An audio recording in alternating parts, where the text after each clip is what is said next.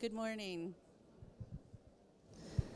I'm Julianne Polanco. I have the great pleasure of being California's State Historic Preservation Officer and the immediate past co-chair of the Climate Heritage Network. Welcome to you all today. The Climate Heritage Network, an arts, culture, and heritage organization committed to aiding our communities in tackling climate change and achieving a just, low-carbon, resilient future. We're so excited to be a partner in the Resiliency Hub, and the first time that culture has been included in a global campaign. So today you're going to hear from many of our partners and colleagues about what we're up to, what culture brings to the climate action conversation, and how you can join us together in making a resilient future. Thank you for being with us today. And next is Angelica Arias. She's coming to us from Quito, Ecuador. Over to you, Angelica. Hello, everybody. Greetings from Quito, Ecuador, in the middle of the world. I'm Angelica Arias, and today I am honored to speak to you as the new CHN's co-chair for Latin America and the Caribbean. I am also the executive director of the Metropolitan Institute of Heritage of Quito, which is ready and set to go and win this race to resilience. How wonderful to be part of this celebration as a culture and heritage actor, as a carrier of this unique power that culture has, which is to touch and remove the deepest of human feelings. This power to communicate, to make us shiver, to heal us. We celebrate the culture, is shouting loud and is being heard. It's inviting us to use its potential to enhance the resilience of communities. So let's hold hands and join us in this race. We'll become stronger and build resilience to preserve our cultural heritage. Now, I want to introduce you to the brand new CHN's co-chair for North America, Shannon She Miller. She is the director of the Office of Historic Preservation of the City of San Antonio. Thank you so much, Angelica and Julie. I'm Shannon Miller. As Angelica said, I'm the director of the Office of Historic Preservation in San Antonio, Texas, the United States. I wish I was there joining you in Glasgow, but I'm happy to be with you this morning from San Antonio. In 2020, the Climate Heritage Network hosted a series of Culture of Resilience events in 3 different regions as part of the Champions November Dialogues. The purpose of the dialogue events was to create a global forum to showcase the role that arts, culture, and heritage can play in achieving climate resilience. The November Dialogues provided data, insight, ideas, and standing to launch the Race to Resilience initiative. The November Dialogues also supported the inclusion of new cultural goals in the 2020 update of the Marrakesh Global Partnership for Climate Action Adaptation Pathway Action Table, which was another huge breakthrough. I want to recognize and thank the over 50 speakers that participated in our 3 November Dialogue Culture of Resilience events, and the thousands of attendees that participated as well, without whom we couldn't have created the successful Race to Resilience initiative. To talk more about the initiative, we have Andrew Potts, who's the Climate Heritage Network coordinator, and he's going to tell us more.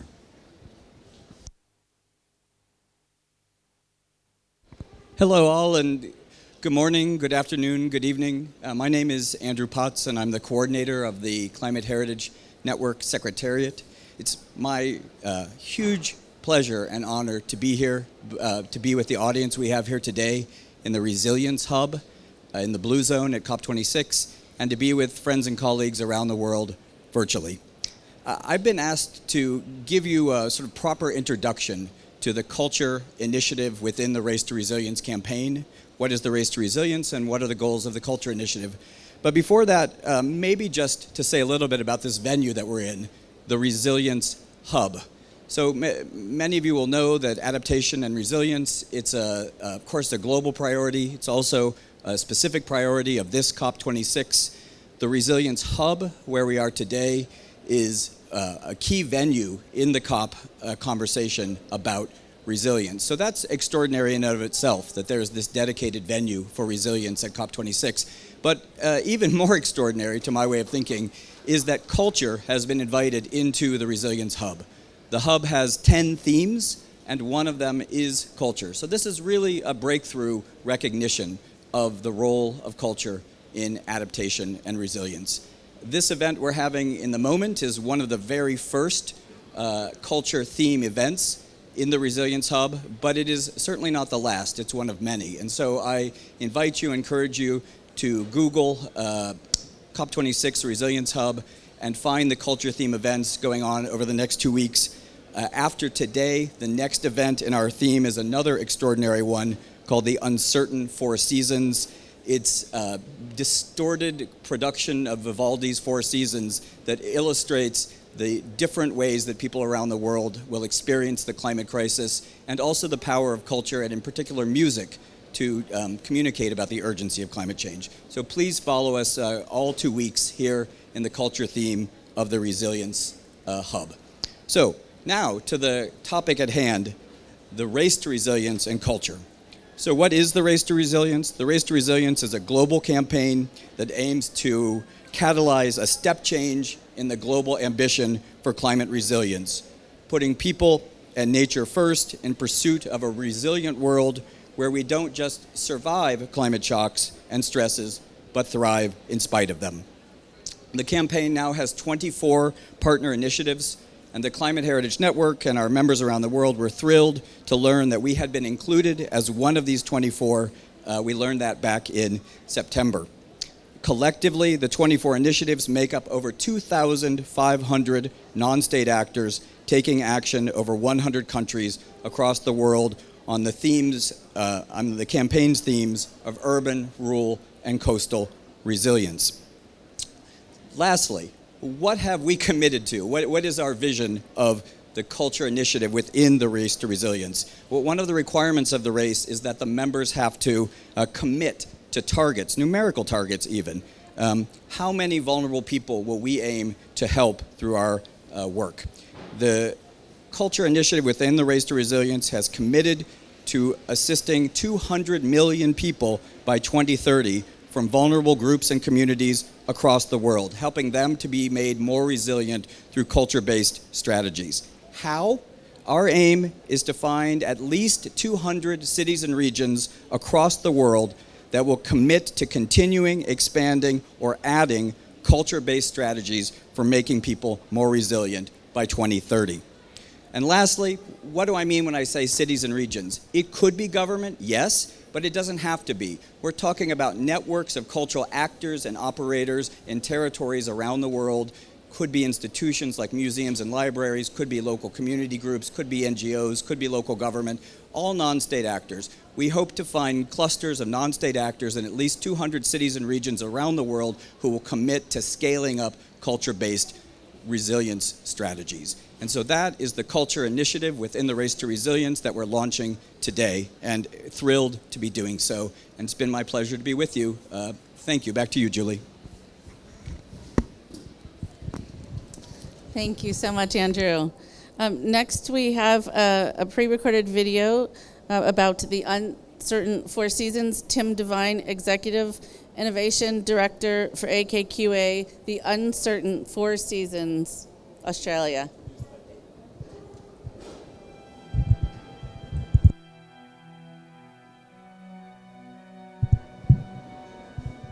When audiences first heard Vivaldi's Four Seasons in the 18th century, it was a sensation. It gave audiences something they'd never experienced before. It communicated more than music. It painted a scene, told a story. It was an attempted translation of the language of nature.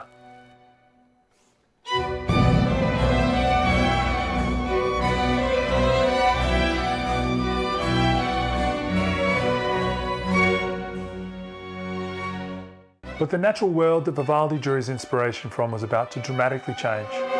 The Industrial Revolution was still 150 years away, but already enclosures were taking place across Europe. Forests, rivers and rich pastures were being fenced off and privatised.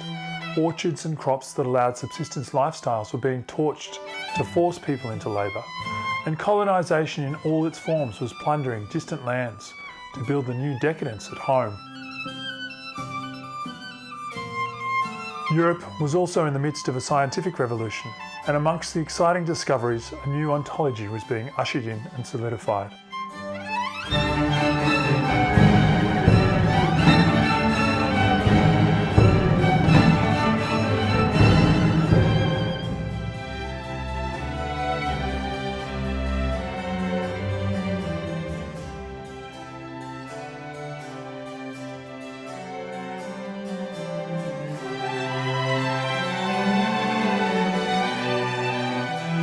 Humans were increasingly seeing themselves as separate and superior to nature, and nature itself was being stripped of any remaining soul or sentience that the animist cultures had long espoused.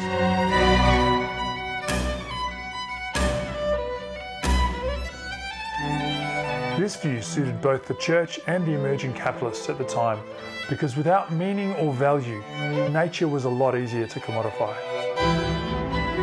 We must hound nature and put her in constraints, said Francis Bacon, the father of modern science. We must enter and penetrate her every hole. Bacon's aim was to transform nature from nurturing mother to what he called a common harlot.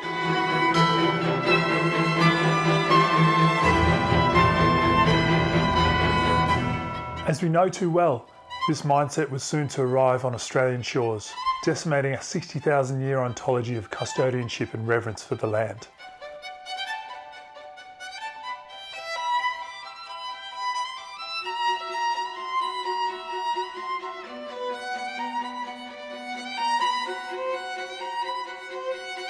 Vivaldi was creatively spoilt with the abundance of nature that surrounded him. Since his writing, our pursuit of endless growth and expansion has destroyed half the planet's rainforests, 68% of all animal life, and has seen a 40% increase of carbon and a 150% increase of methane in our atmosphere, rising our global temperature by 1.3 degrees. But Vivaldi's work contains a stunning lesson for our predicaments today. He articulates the human experience of the four seasons. The farmer who shakes his fists at the heavens as a wild storm ravishes his crops. In recent decades, the reality of our ecological threats has been approached largely through a rational scientific lens. An endless barrage of graphs, data and lifeless statistics have been used as frontline soldiers in the climate wars. But our species has evolved to tell stories, to be stirred into action by music, by art and by the liminal.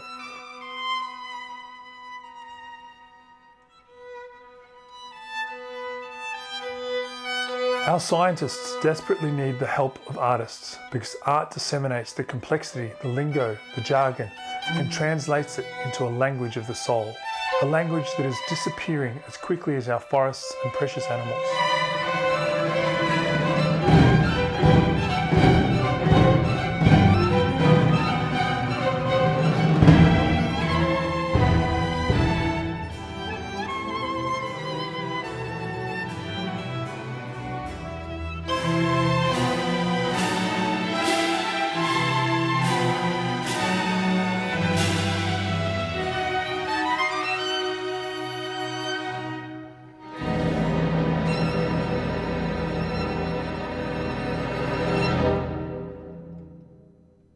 What you can expect to hear in the Uncertain Four Seasons variations are new ecological possibilities. It's a collaboration between musicians, computer developers and climate scientists to take the themes and ideas from Vivaldi's original score and recompose them as if he'd written them in the year 2050.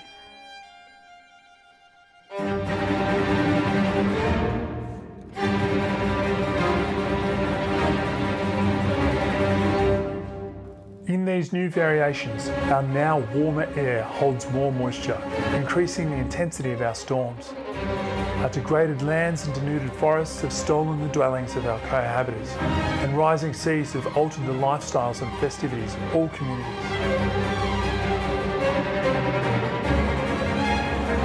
The Uncertain Four Seasons project has rescored Vivaldi's work for every city in the world. Every variation is different. each one jarringly altered from the harmony of Vivaldi's original. Orchestras everywhere were encouraged to perform their variation in the lead up to the pivotal meeting of nations to discuss climate change at COP this year. But as you listen, know that all is not lost. Let the music help you to ponder or mourn what has gone, but also allow it to free up the space required to join the billions of people who are not accepting our current trajectory and are actively pursuing the restoration of so many of our interconnected systems.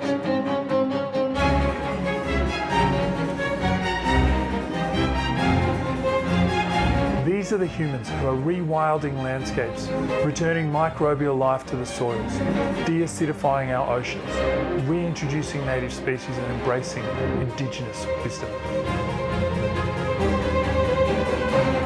Climate change and all of our ecological dilemmas are not scientific problems. They are human problems. It's easy to forget that we humans are a keystone species, and keystone species are capable of regenerating and defining entire ecosystems.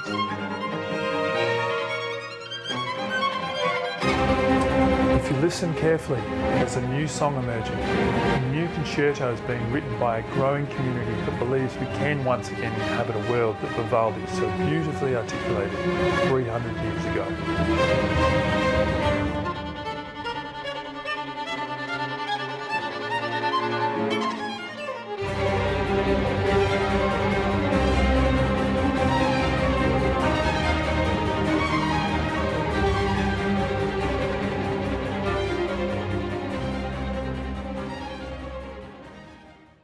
Apologies to our dear colleague, David Grosso, International Music Council, Paris, France. David, over to you.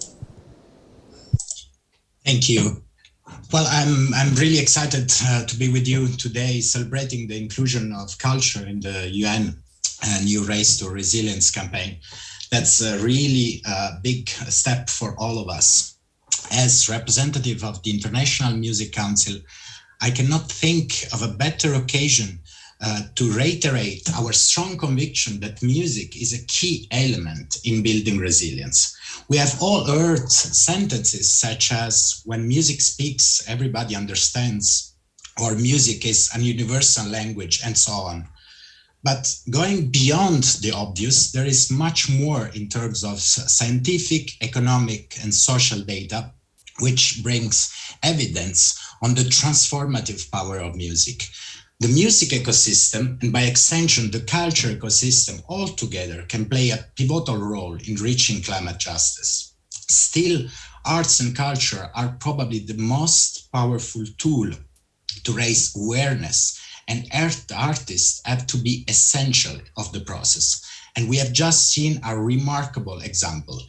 I was very, very excited to see such a powerful project by Tim Devine, Executive Innovation Director at AKQA. But mentioning just this title wouldn't be fair. Tim Devine is a visionary whose purpose is to drive the development of work that meaningfully influences culture and adds to what life could be, challenging what is it and provides alternatives that loosen the ties reality has on our ability to dream. So I'm very happy to be speaking after this really remarkable example of what music can be. Thank you. Thank you, David. Next, we have Navin Piplani, Indian National Trust and Arts, Culture and Heritage. Navin, over to you.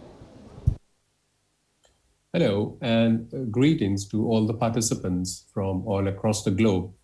I am Navin Piplani of the Indian National Trust for Art and Cultural Heritage, with a membership of about 8,000 plus Indian citizens and over 200 chapters all across the country.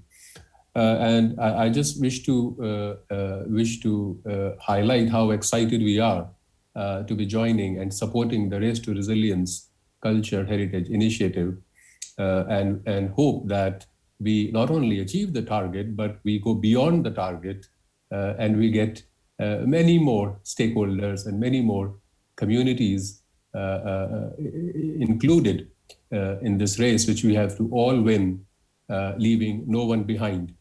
It's my huge honor and privilege today to introduce Ms. Karima Benoon, who has been bringing the issues and concerns of the culture sector to the UN. She's a UN Special Rapporteur in the field of cultural heritage, and she's also a visiting professor at the University of Michigan Law School.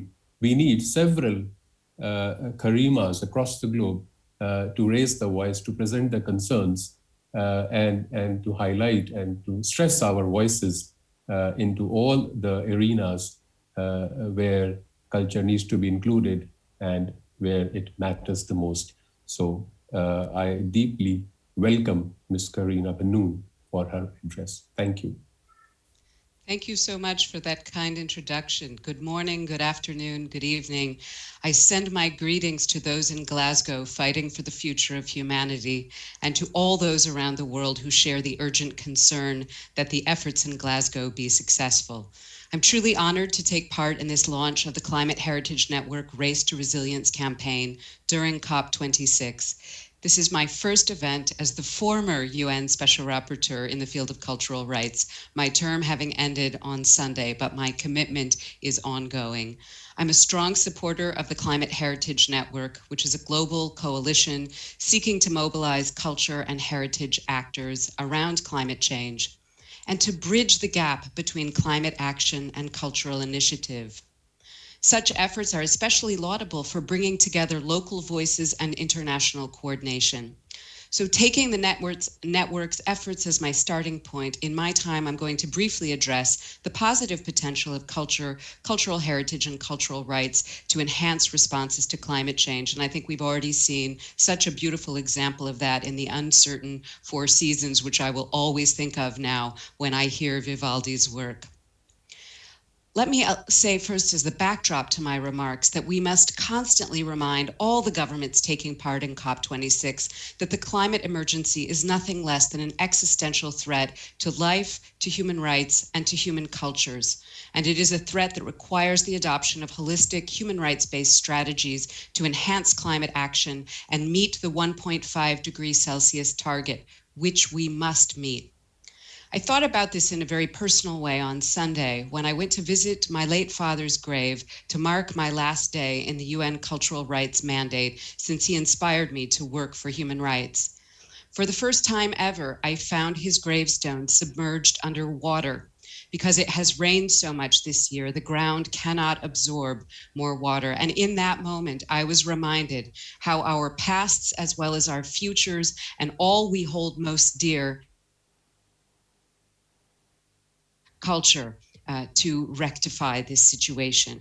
Because culture and cultural rights are prime casualties in the climate emergency, but they're also vital tools in our struggle to respond to it. They enable us to make better policy choices. They offer a critical set of tools for implementing climate change mitigation and adaptation strategies. They are vital for enabling the societal transformation called for by the IPCC to meet the 1.5 degree target. The panel defines resilience as the ability of a social or ecological system to absorb disturbances while retaining the same basic structure and ways of functioning, the capacity of self-organization, and the capacity to adapt to stress and change. The exercise of cultural rights in accordance with international standards is absolutely necessary to achieve such resilience in the face of climate change vulnerabilities. Resilience is ingrained in many aspects of cultural life and in artistic and cultural practice. Culture allows us to reimagine the world, as the United Cities and Local Governments Culture 21 Actions Report tells us. Moreover, culture also helps determine how people respond to adaptation. So cultural heritage, traditional knowledge, and creativity are climate assets and should be recognized as such. Arts, culture, and heritage are sources of creativity and inspiration that can help shape the acceptability of policy or system change. And we must think broadly about the relationship between culture and addressing climate change, including through cultural change, including through thinking about our ways of interacting with nature and rethinking those ways, and including through the promotion of green cultures. Such efforts require the marshaling of cultural resources. According to UNESCO, healthy World Heritage sites can contribute considerably to healthy landscapes and seascapes that are better able to buffer climate change impacts. And it's wonderful to see that in some countries, cultural heritage is increasingly being incorporated into responses to climate change. Arts and culture are also critical fields for the mobilization of climate action, as well as for information sharing and awareness raising. Let me conclude by saying that culture and cultural rights have inherent value for human beings and for their enjoyment of many other human rights. However, we must now also recognize their tremendous utility in our existential fight against catastrophic climate change. This means that all environmental standards and policies should take the cultural dimension into consideration. And this also means that we have yet one more reason to take cultures seriously. Without them, we are at even greater risk in our warming world. May this message be heard loud and clear in Glasgow at COP26 and beyond. It is now my honor to introduce two vignette speakers who will provide personal reflections on the possibilities of culture-based strategies to address resilience. They are first Johannes Widodo, Director, International Network of Tropical Architecture in Singapore, who will address the diversity of knowledge systems and livelihoods. And secondly, Queen Quet, Chiefess of the Gula Geechee Nation, who will address equity and justice. Thank you very much. Thank you, Karima. Greetings from the tropical island of Singapore. The multitude crises that we face today, including global warming, environmental problems, and social economic issues, are related to climate crisis. They are directly caused by erratic human behavior and unethical practices. These, among others, are what happening to our shared home planet now. Pollutions and waste caused by the throwaway culture, scarcity and unequal access to clean water, encroachment of natural reserves and irreversible loss of biodiversity, deterioration of human wellness and health situations, including our current COVID pandemic, socioeconomic polarity, economic greed, and the need of social justice. And we have more frequent and severe natural and human-made disaster, etc. We need to address those problems with necessary behavioral change, starting from self-reflections and humility. Ethically, we need to abandon unsustainable practices and repent from unsustainable and arrogant lifestyles. We have to refrain from taking what we want, but train ourselves to get just enough for what we need. We must change from consumptive behavior to a productive mindset, from destroying to caring. It is imperative to reinvent good tradition and wisdom, adopt a better lifestyle, promoting dialogue, inclusiveness, transparency, social justice, love, and care towards nature and other human beings. That is the way to go.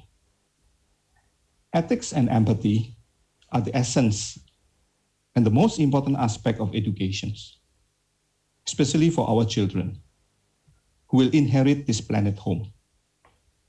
Education is essential to prepare the next generation for social justice, social responsibility, environmental sustainability, and human wellness to heal our planet Earth.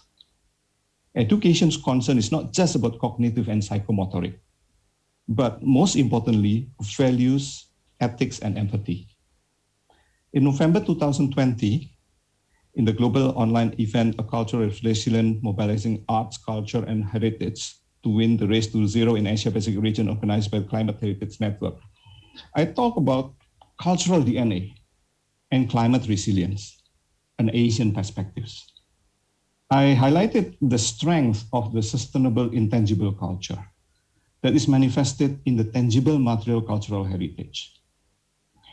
I use the example of Japanese culture. They can survive in the coldest winter in the wooden house with a thin paper walls, enjoying traditional hot pot and warm sake, wearing thick kimonos, sitting around a kotatsu, A kotatsu is a low wooden table frame covered by heavy blankets. Underneath is a charcoal or electric heat source, often built into the table itself. They chill down wearing thin cotton yukata in the hot summer, eating cold dishes and kakigori, or shaved ice dessert flavored with syrup. A furin, a metal or glass wind chimes hung on the window on the hot summer days, can induce the feeling of coolness through sound. I also cited another examples about the different attitudes against natural disasters, such as hurricanes, earthquakes, or floodings, concerning resilience and survivability, or what I call the cultural DNA. The mindset that guides the attitude of resisting nature, such as building the strongest and tallest dams around the city, or investing in very strong and expensive structures that can resist the strongest wind or earthquake, is not sustainable, since humans cannot conquer nature power. The cultural traditions and mindset of people in seasonal flooding areas, such as in Cambodia, Vietnam, and Thailand, for example, has been teaching them to accept the power of nature. They took the boat to go to the flooded but remain open market. Our kids are having fun playing in the flood water during the big deluge after the heaviest rain in 20 years in Bangkok in 2011. In the Thai language, the word sanuk means to have a good time, have fun, enjoy oneself, and derive pleasure and joy from something. It is almost a rule of living for Thai people that it has to be sanuk, whatever they do. Those are some examples of the cultural DNA needed for the climate resilience. To invoke it, we need to preserve the tradition and nurture the local wisdom. I have a simple pledge: to promote ethics and empathy through education. I firmly believe that the intangible value is permanent, but the tangible materiality is only temporary. What I want to do is to help to improve climate resilience, heal our common home, and achieve a sustainable future together with you all. Thank you. Stay in the field, oh, stay in the field, stay in the field until the war's ended. Right here where I be, in this your land and the sea. This is the Gullah nation and thing like that. Where honor with a yeti with a crack with teeth soul. Honor with the yeti is your spiritual coming from his soul and thing like that. And what we call the bush shop and the brush shop. So in Jacksonville, North Carolina, in Jacksonville, Florida, off the coast of the United States. Honor with the yeti this year. And right in that bush shop, when on the V. So just us, seem like just us, you see. And so when we enter the world with the Western people, especially those of the United States, and we hear the word justice, for people of African descent in North America, that sounds to us like just us, because it often feels like it's just us fighting to hold on to ourselves, fighting to hold on to our communities, fighting to hold on to our cultural heritage, like that of the Gullah Geechee Nation, of which I'm the head of state, here on the Sea Islands, from Jacksonville, North Carolina to Jacksonville, Florida. I literally live on the front shoreline of what people call climate change. And there appears to be such warring words like fighting climate and the combat against climate change that I started thinking about how much that is the war. And then someone said to me, right, and when you put people on the front line, what do? I said, those are the ones you sacrifice.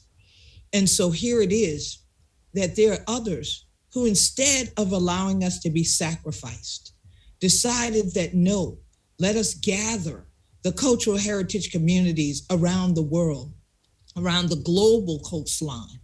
And instead of it just being just us there, let's truly look at justice and equity. And in the United States, they keep talking about JEDI principles, justice, equity, diversity, and inclusion. which then is reminiscent of another war, Star Wars.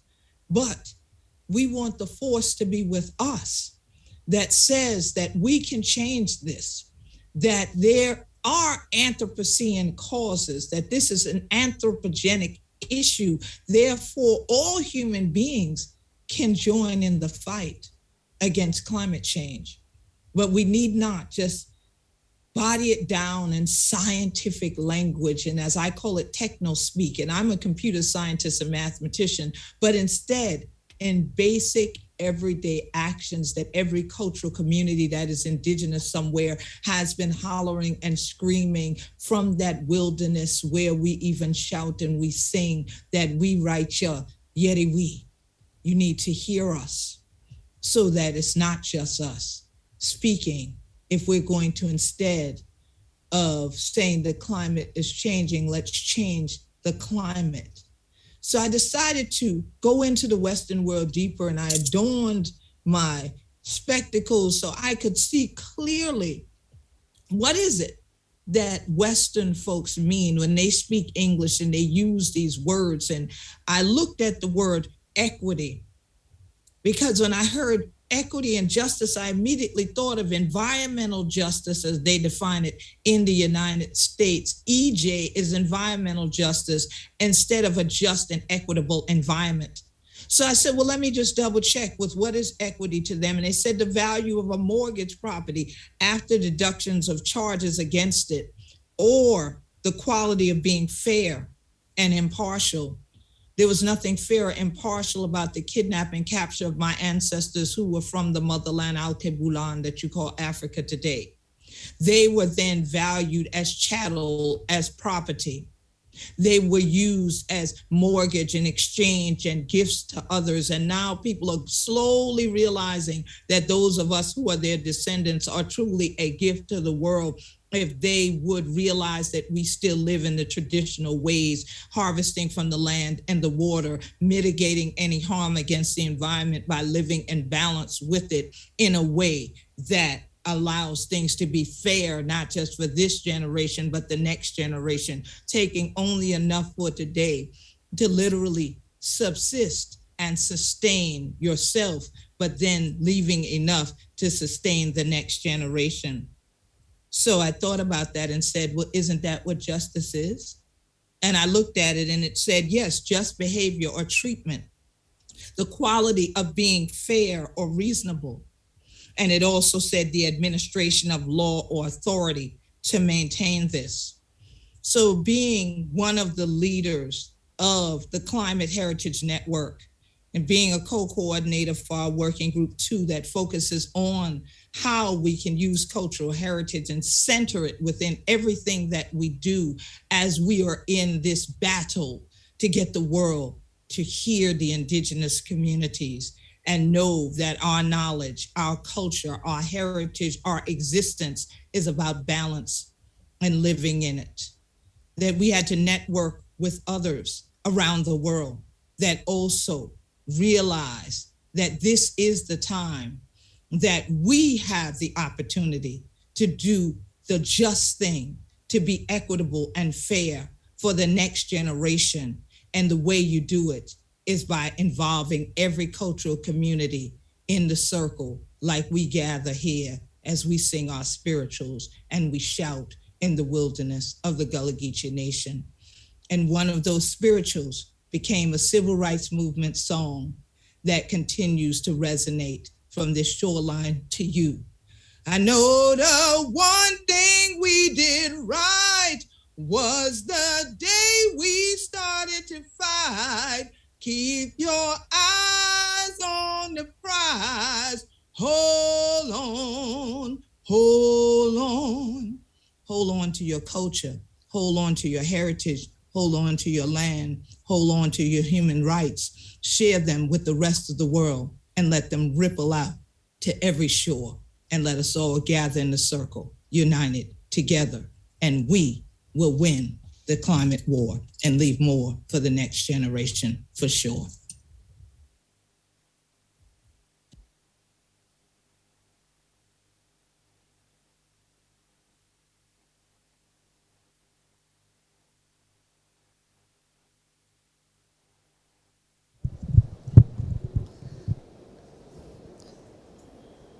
Thank you, Chiefess Queen Quet. We next have Dr. Albino DiPello, Head of Programs, Africa World Heritage Fund, South Africa. Over to you, Albino. Thank you, Julie, and I'm still mesmerized by the powerful words from the Queen. And I greet you all from the cradle of humankind. My name is Albino Jopela. I'm the head of programs at the Africa World Heritage Fund and also the co-chair of the Climate Heritage Network for Africa and the Middle East. And I'm truly honored to be here with you today, and also to be introducing our next speaker, Mr. Chance Kokenhauer, who is the head of preservation at Google Arts and Culture. So Chance leads a global partnership and projects employing new technology for 3D documentation, education, and public dissemination. Recent partnerships include institutions such as UNESCO, e-commerce, British Museum, World Monuments Fund, American Research Center of Egypt, Brazil National Museum, among others. Chance is also leading the development of open source machine learning experiments to help promote, explore, and share ancient contemporary languages. For instance, Fabricius offers an interactive way for anyone to learn, play, and work with Egyptian hieroglyphs. And Waluru is a new tool for exploring indigenous language from around the world. Before joining Google Arts and Culture, Chance co-founded RICRE, which is a crowdsourcing project for lots of heritage, and he was a Marie Curie Research Fellow at the Institute for Photogrammetry at the University of Stuttgart in Germany. As a member of the CHN, I should also like to highlight that Google Arts and Culture launched an online initiative calling attention to hold heritage sites under threat from climate change. So the Heritage on the Edge series reveal how rising sea levels, coastal erosion, and extreme weather patterns are endangering landmarks across the globe. And one of the sites was part of this project was the site of Kila Kiswani, which is now one of the sites where a group of CHN partners is co-piloting a project on climate vulnerability index. So I'm really excited to be introducing Chance to tell us more on what Heritage on the Edge revealed about culture, heritage, resilience, and climate change. Over to you, Chance.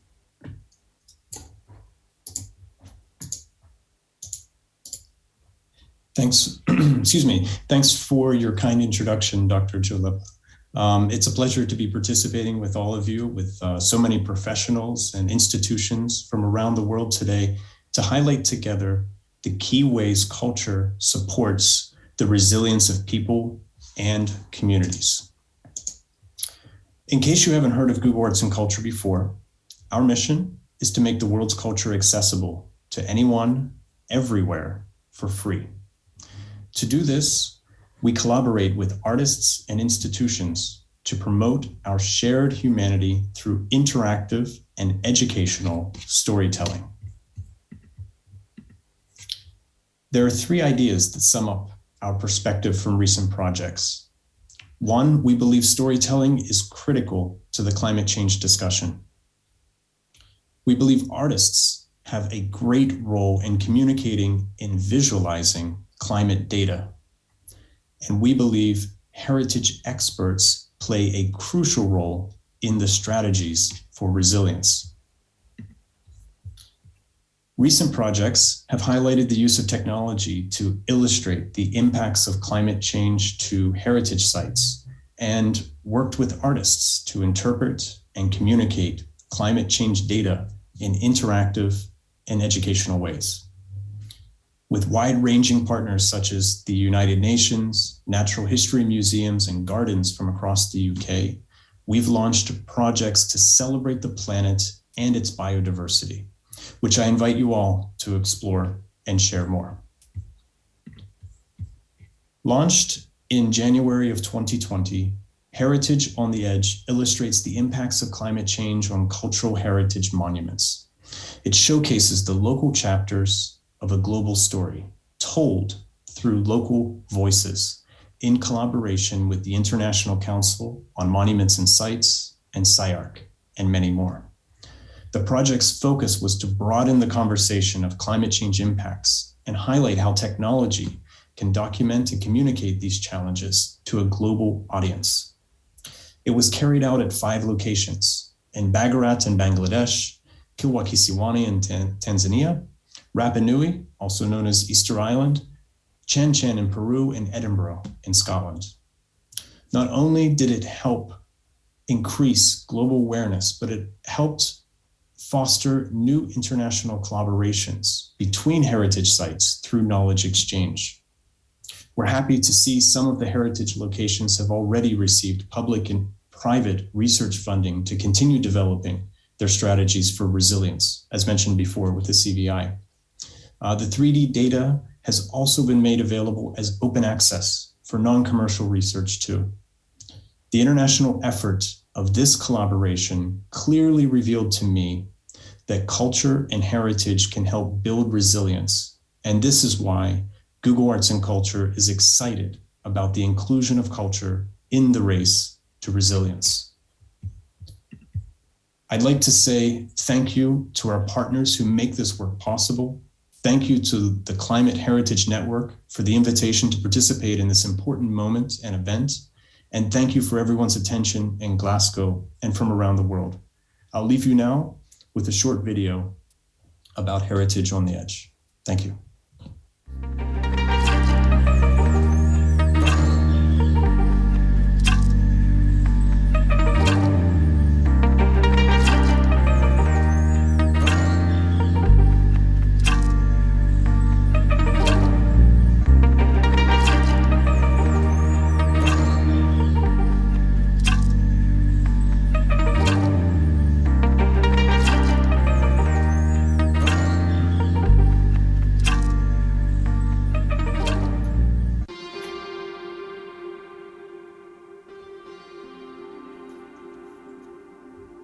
Climate change really is the defining issue of our generation. There's not really been anything like it in the past. If we don't get a handle on it, then we risk losing some of our historic assets that we sort of quite rightly are proud of as a nation.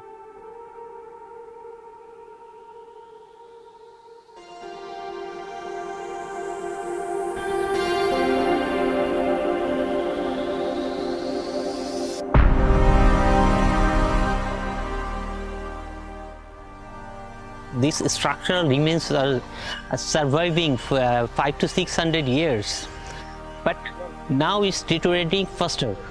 That indicates that there is something change in the climate.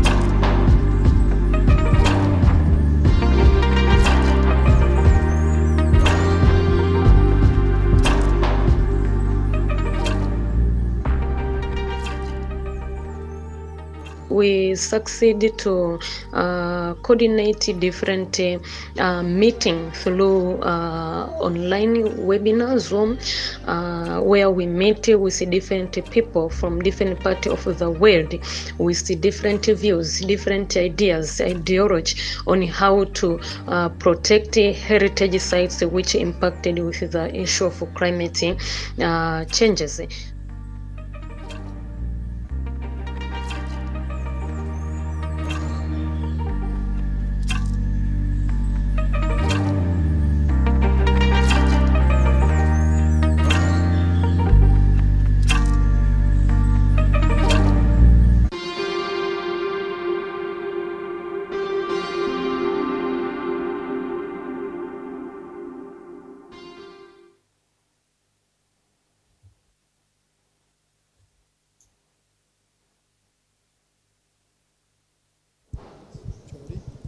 Yes. Next, we have Jordi Pascual, the coordinator of the United Cities and Local Governments Culture Committee. Over to you, Jordi. Thank you very much, Ewan. Thank you very much, Julie. Delighted to be in this event. The Climate Heritage Network has committed to deliver, to contribute, to become a major partner in the global fight for climate action with this Race to Resilience initiative. Congratulations to the co-chairs of the CHN, the steering committee, the coordinator, Andrew Potts, for this great achievement. We, United Cities and Local Governments, we are a founding member of the Climate Heritage Network. We will be enthusiastically contributing to the success of this Race to Resilience initiative with our tools, with our award, the summit we organize, with our database of good practice, with our capacity building programs. Also asking our members to influence cultural actors, to make commitments at their local level, and also working with our partners, other networks of cities, and our civil society partners grouped in the global campaign Culture 2030 goal. Now I'm going to introduce the speeches, the presentations of two great partners of UCLG, two great members of the Climate Heritage Network. First, Alison Tikel, the director of Julie's Bicycle, and then Zaid Minti, the initiator, the creator of the Creative City South in Johannesburg. Alison, you have the floor. Thank you, Jordi, and thanks everybody for coming. And I really am very honoured to be part of this very special occasion. I'm very excited about the Race to Resilience. It's a real achievement of the Climate Heritage Network, and we're raring to go. And all of us here, both online and here, understand that culture has been woefully absent from climate solutions. It's like ripping the soul from us. And out on the streets, so many people, so many young people, indigenous communities are speaking to our collective soul. This is bewildering and a very expensive, costly gap because, of course, artists and creative activists, they mediate our experience, they are intuitive, they are responsive to the reality that we're living in now. And when free to be honest, artists are truth seekers. And today, nothing less is good enough. We need the truth to get beyond the political flourishes, the diplomatic habits of convenience, to the hard truth of our current predicament that we've heard so much about today. And we need to call for change, not from our mouths, but from our very souls. Creativity is, by definition, an experience of adaptive learning, so crucial to the idea of resilience. Whereas things change, we change with those changes and we adapt. Artists and creatives are constantly problem solving. Learning is intuitive, same as scientists, following the scent of a small truth until it resonates with familiarity, with recognition and with relevance. That adaptive mindset is exactly what is needed to disrupt the political mindset, to disrupt the economic mindset, the consumerist mindset, the settled mind of the status quo. The long-term thinking that we're experiencing even here at COP, where we have the 2050 of the UK and Europe, we have the 2060 of China, the 2070 of India, and the long, infinite horizon of the United States, is all about moving what's possible. Millions of people are asking for more. We've heard some of them here. The sooner, the better. Forensics on justice with less cynicism and much less weariness. There's no long term in experiencing the arts and in being part of culture. Not even short term. It's immediate. It's immersive. It's who we are. In community with an experience and those we share with it. No wonder then that culture, our beliefs, our habits, what we eat, where we play, the films, stories, images matter so much to us. This moves the dial, and the long horizons need to become intolerable. The arts can help to make it so. So culture can be a trigger, a target for the politics to get on with it. But of course, the long term is not simply a dart to throw at a board, because the very foundations of our current system must change. And we have just got time left to be determining in that change, particularly for societies such as mine, habituated to excessive consumption. We've already been asked today, well, what is enough? That's an incredibly important question. We need to think differently, to actually rewire our brains and take responsibility for that. The best barometer of change is not what we think, it's what we do. And neuroscience tells us now that if we repeat patterns of behavior, our brains are plastic, they can change. We can sculpt a different reality, and we are all sculptors of our own future. I know this can happen. At Julie's Bicycle, my company, we've been working with hundreds of arts organisations for well over a decade, co-creating a different way of doing the work that we do. It's a different way so that the idea of climate action has become a day-to-day reality. It's a norm, it's simply how you do it. And that has generated barrels of creativity, infinite energy and ideas that come from a bodily relationship to the climate crisis. This cultural adaptation, so important to the race to resilience, at scale makes it possible to shift the cultural system and thus to contribute to a whole society shift in what we do. And finally, artists, creative activists don't just make work, they're intermediaries. We've already heard again about them. They are stewards of people, sometimes at scale where you have iconic musicians speaking to millions of lovers at the same time, but more often creative people working at hyper-local levels, sharing processes that are so often about cultural rights, about good stewardship, about creating safe spaces, about refuge, about keeping in community, connecting, listening, making. Because the creative process itself is comfortable in an open-ended, exploratory space where there are no clear answers. In fact, exploration is the point. And if the ecological crisis is telling us anything, it is that having big technological solutions instead of open-hearted curiosity is quite reckless.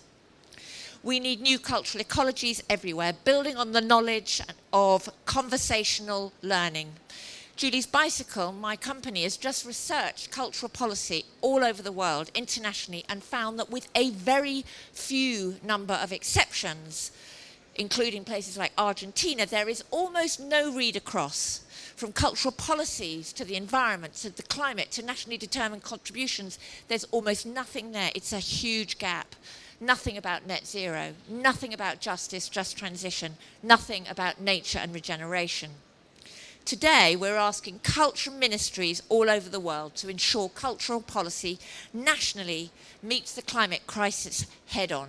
This is why Race to Resilience is so important. We need to unlock the critical cultural creativity that we need, because after the struggles of so many frontliners, so many scientists, so many cultural heritage activists, the gaslighting, the greenwash in the face of peril and loss, artists, designers, scribes, activists everywhere, and they really are everywhere, will ignite the flame of this moment, and then the flame of the next, and then the next, and the next, and the next. Thank you. I'm really excited to be part of this. Andrew, Julie, Ewan, thank you.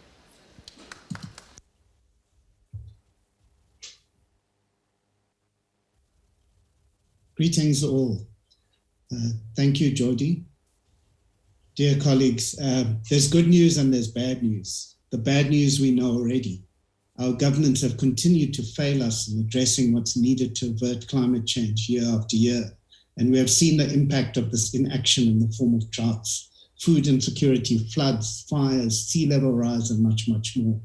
It is, we know, the most vulnerable communities, often in the global south, who are facing deep challenges of inequity, who are the most at risk and also the least able to respond to the demands of climate change mitigation needed at scale. The good news is that yet again, non-state actors have come to the rescue. The Race to Resilience campaign is a welcome, evidence-driven response to the need for collaborative action in the face of a global crisis. It provides an opportunity for a broad range of players to commit to and address the crisis by building evidence-based resilience with frontline communities. As a member of the Climate Heritage Network, Creative City South is proud that the network is a partner on the global Race to Resilience campaign, and that it is able to join hands with colleagues across borders to work on finding proactive solutions that galvanize global citizens, which fire their imaginations and further their capabilities for change. The efforts of the Climate Heritage Network builds on over a decade and a half of advocacy for policy frameworks to recognize the potential of culture for addressing the challenges of sustainable development. The work of such pioneers as UCLG Agenda 21 for Culture and the hashtag Culture 2030 goal are just a few of the many who are conscientizing and building on the advocacy efforts of cultural workers and institutions to mobilize culture and change efforts, and urgently now in changing minds regarding both what the climate challenge is and working with people to understand what is needed to address it. The extensive growth in culture-based strategies, specifically aimed at change work, builds on the realization that culture is both a developmental end as well as a process for developmental change. It is a critical feature in communicating the challenges that have to be faced, but also working with the values, beliefs, knowledges of local communities and understanding and addressing these challenges. We cannot change minds with top-down communication campaigns that hope to present the challenges in the mistaken belief that everyone understands the concept similarly. We have to work with how people understand sustainability in their own specific contexts, in their languages, rooted in their value systems and wisdoms. We have to reaffirm their centuries of knowledge of working in harmony with planetary cycles and help them reassert their confidence in their abilities to make the necessary changes happen. We have to recognize that the global emphasis on narrow economic growth is lopsided and damaging. It has made current consumption and production patterns unsustainable, made people captive to unrealistic expectations about what it means to live happily and peacefully with others. Its demands have eroded sensitive local governance systems and even more sensitive natural systems. Culture, we know, plays a key role in the individual's abilities to make meaning in their world. It has the ability to speak to the human spirit, and as a result can be a powerful avenue for change processes. As cultural workers, we have seen time and time again that culture-based strategies are powerful in bringing people together, helping them to dialogue, build supportive social networks, enhance social capital, and in that way bring about trust. This is at the heart of building resilience. I remember vividly a moment with colleagues here watching a group of middle-aged and elderly migrant women from diverse Latin American countries living informally in a slum in central Buenos Aires as they performed songs from their respective places, not for any goal of becoming performers, but simply as a way of connecting and in so doing build community. This program, part of an upgrade project in the area led by the municipality, was powerful for the deep connection the women attested to have formed by sharing week after week their experiences, hopes and dreams in the processes of working collaboratively in song. These are examples such as these are taking place in communities every day in hundreds of thousands of neighborhoods globally. These projects need to be recognized and tapped into for the experiences they hold, but also the networks they can unlock in place. It is in these communities, through their own meaning-making processes, that advocacy around climate change can come together with cultural awareness and so bring about the resilient change needed. I thank you for the opportunity to address you and wish the Race to Resilience and the work we plan to do together as the Climate Heritage Network the absolute best. Thank you.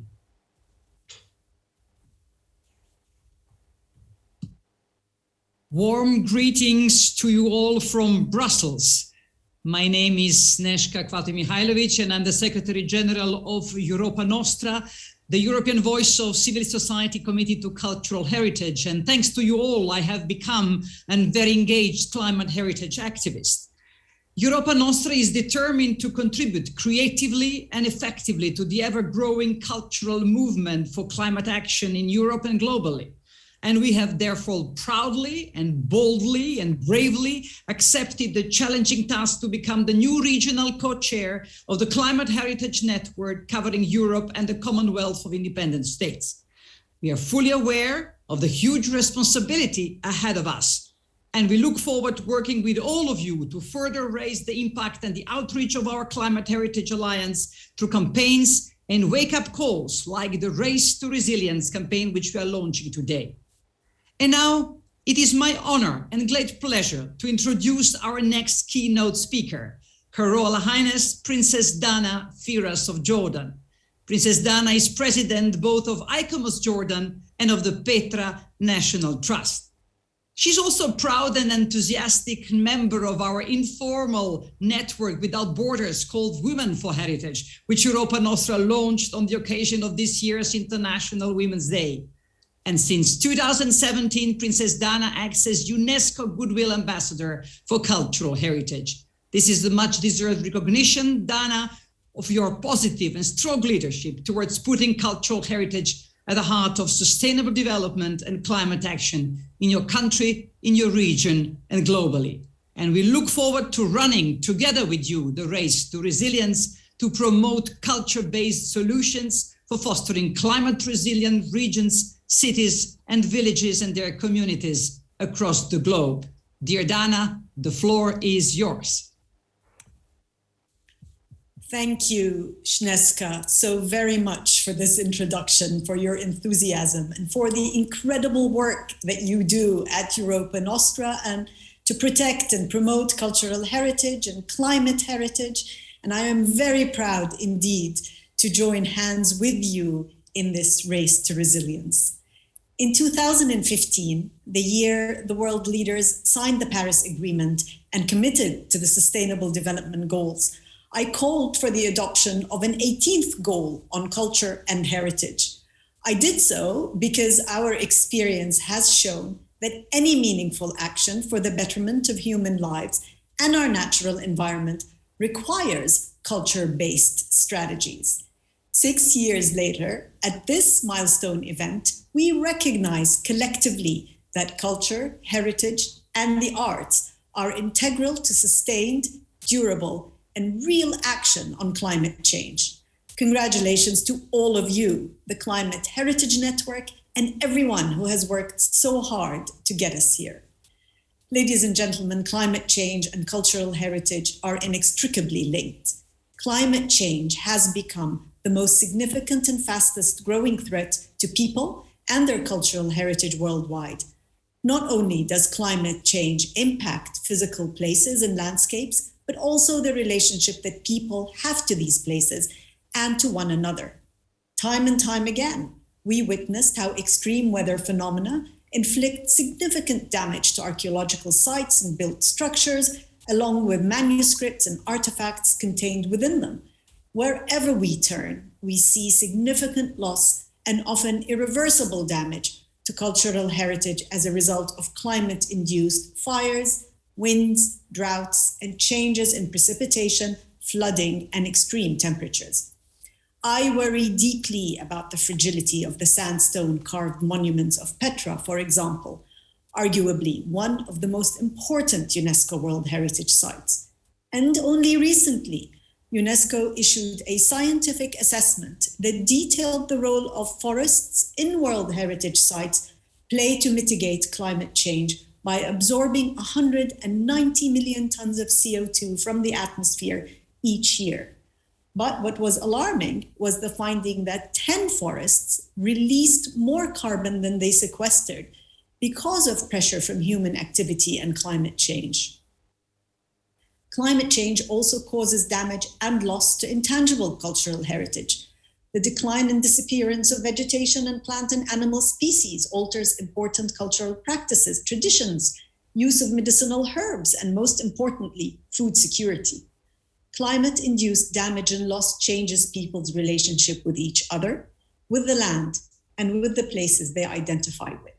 This causes an evolution in the sense of identity and in values, and a loss of traditional stories, rituals, and habits that are no longer set in an identifiable cultural landscape. Ultimately, climate change impacts people's lives, livelihoods, and their way of life, reshaping economies, landscapes, and communities. Equally, without cultural heritage, our efforts to mitigate and survive climate change will not be adequate. We need culture, heritage, and the arts to survive, but also to thrive in spite of climate change. The key to this, and why we are here today, lies in building resilience, which includes the capacity to transform, the capacity to persist, and the capacity to adapt. Culture, heritage, and the arts are the key to all three components of resilience. Culture-based strategies build on traditional systems of social cohesion and communal strength to enable people to cope with stress and change. They focus on inherited values of trust, social networks, and place attachment, all critical to how communities come together and survive in times of challenge. Culture-based strategies integrate important but often unrecognized local, traditional, and indigenous knowledge and time-honored technologies, including historical learning through practice and adaptation.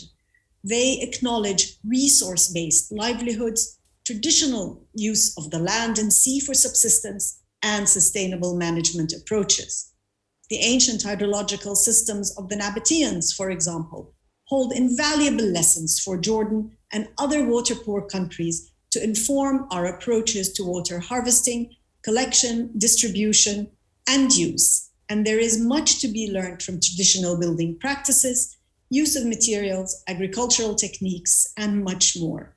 We know now that any successful effort at real actionable change will require global and society-wide transformation, implemented at all levels and among all communities. This extensive buy-in can only be achieved when all communities are understood and acknowledged, and when everyone is heard. We move further along the path of equity and justice.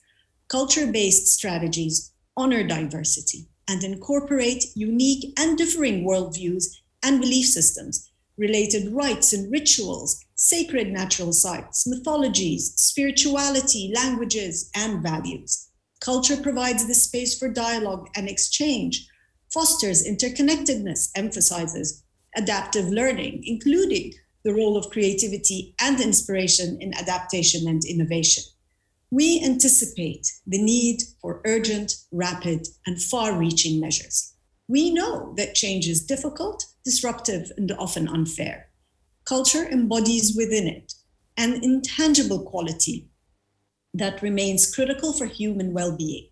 It is a celebration of beauty, of history, of human connection.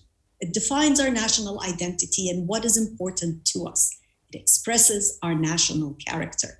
And in our collective effort to begin the process of evolution, of transformation in our production and consumption patterns, and our lifestyles, our national character matters. It will be the glue that holds together our communities and a necessary reminder that we are doing this for us, all of us, and for generations to come. I am immensely proud to work with the Climate Heritage Network, and congratulations once again on the launch of this truly groundbreaking Race to Resilience Culture Initiative. Thank you all very much.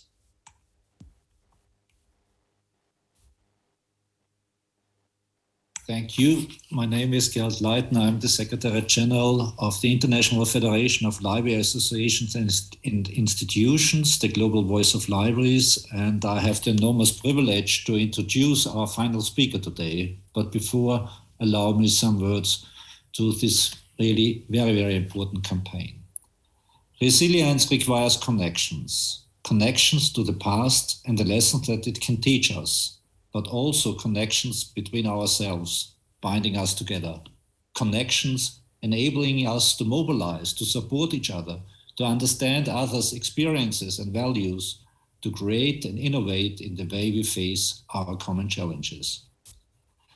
The written and spoken word provides one of the most effective ways we have of realizing these connections. It moves, it informs, It enables actions at all levels. Crucially, it should be available, accessible to everyone, because for culture-based strategies to enable us to build a more resilient world, they need to be inclusive. This is what libraries and my organization, IFLA, as the global voice, look to achieve: a strong and united library field, powering literate, informed, participative, and crucially resilient world. And I can promise you, the millions of libraries in all parts of the world will do their best to support you. There are a few strong examples of the power of words to move, to change outlooks, to change behaviors than poetry. Especially as a librarian, I'm excited and honored to introduce the final performance of today's program by Roseanne Watt. Roseanne is a voice from Scotland, from the island of Shetland. She's a poet, a filmmaker, and musician. Her first poetry collection won multiple awards, and her work often explores themes of home, land, and sense of place. Unfortunately, I'm not able to read her poems in the Shetland language, but I was deeply touched by her poems I read in English. Roseanne, thank you so much for adding your voice to today's program. The floor is yours. Hello. Thank you so much for that wonderful introduction, and thank you so much for inviting me to speak today. It's a wonderful thing to be here. I would like to begin with a poem that I wrote about a fox. And when I think of foxes, I often think of resilience, as they are these wonderful animals that have adapted to survive in urban landscapes. And I wanted to read you a city poem today because of the setting of the conference that we're speaking at. So this is Fox. She sat so brazen in the lovely blood of the street lamps. We thought in our old arrogance that we had imagined her there, as if we who dare to call her thief could ever call her likeness into being. Her presence stilled us.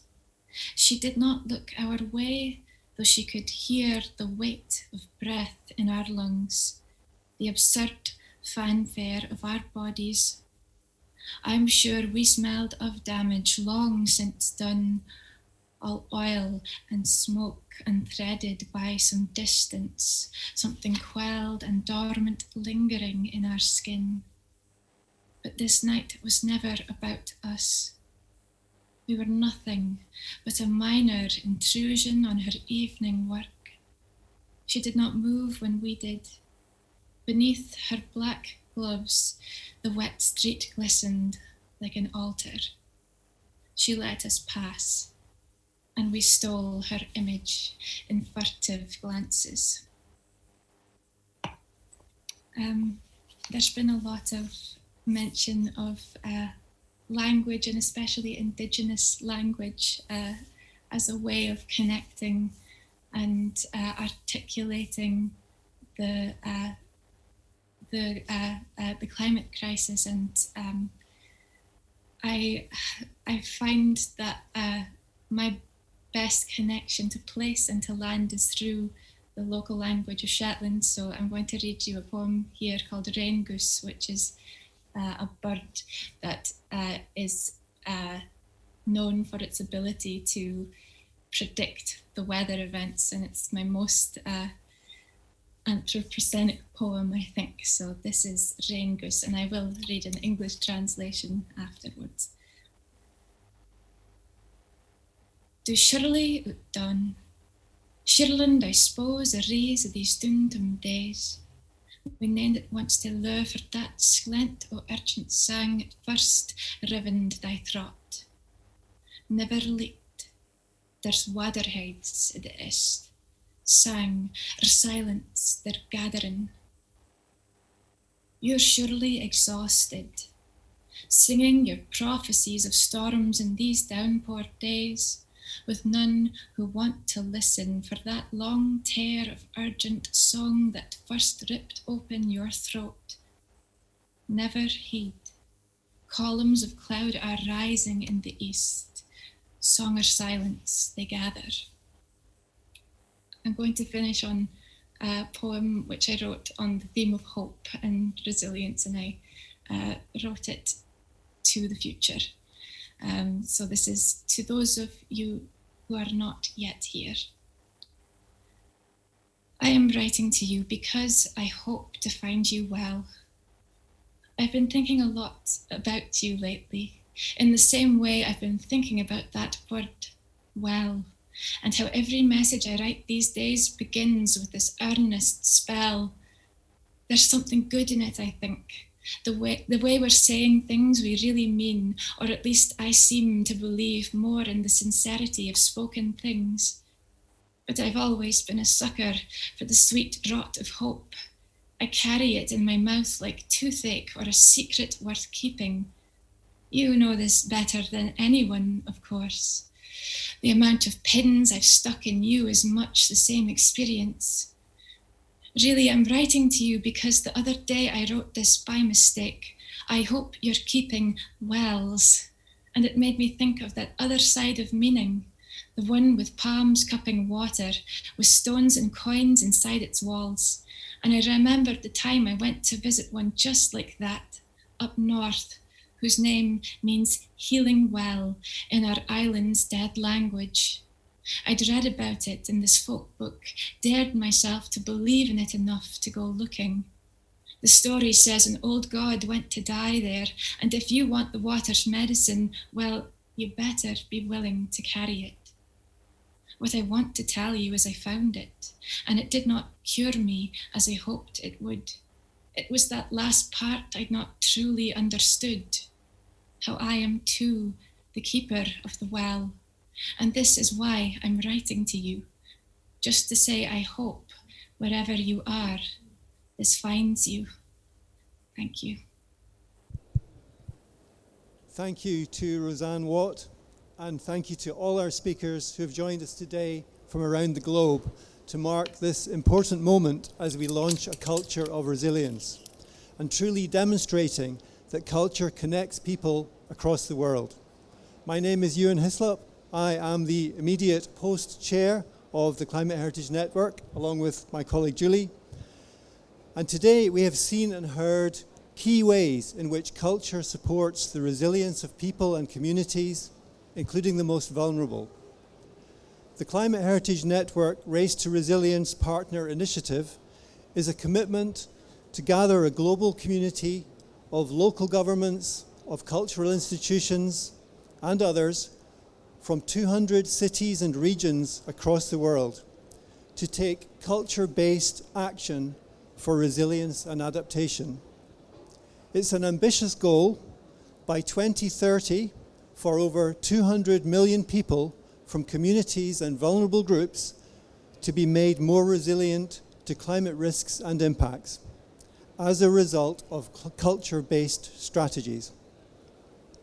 The aim of today is to secure expressions of interest to be part of the design and implementation of the Race to Resilience Culture Initiative in 2022. I encourage you to go online to our dedicated sign-up platform where you can find more information and join our mailing list. And that information should be coming on the chat for you now. Importantly, we want you to sign up to express your interest in being part of the Race to Resilience Global Culture campaign. Thank you for joining us today, wherever you are, and goodbye from Glasgow.